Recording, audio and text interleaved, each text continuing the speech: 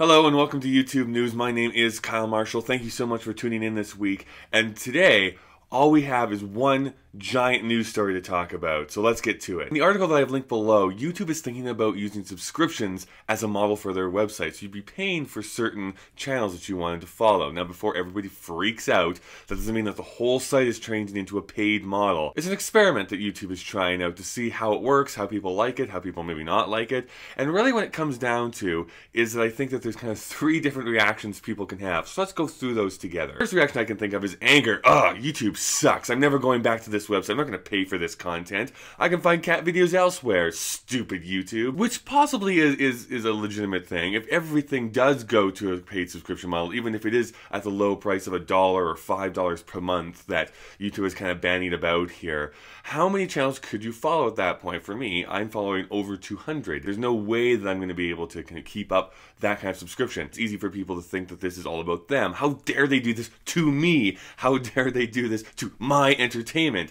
Of course, there's always kind of that give and take between creator and the person who actually, absorbs that content for them. So I think that if you have the right people, they are going to pay for that content. If you have the best content on the site, people are going to be willing to pay for that content. The second reaction could be like, oh man, this is great news. If these 15 to 25 channels do really well, if they're able to generate a really good income or cash flow for YouTube, which no one is, again, quite sure of what the cash flow for YouTube even is, but if it's able to generate that cash flow, we can actually have that come into YouTube and then use to kind of build up the other channels on the site. So this is good news for everybody. If it does well, then everybody does well. It's actual trickle-down economics. It actually works. Or it's communism, whichever way you kind of want to go with that. But I think that if these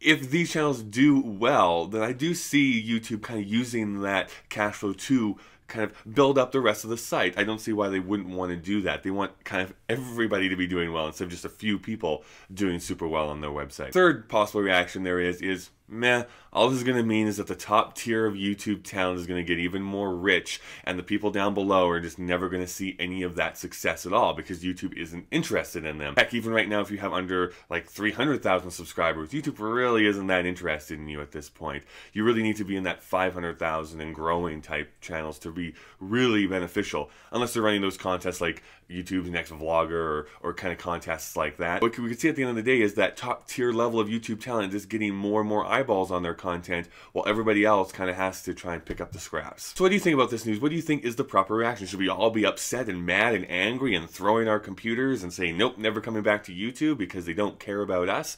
Should we be really excited about this because this top level talent is going to be creating more cash flow and that's going to be good for everybody on the website?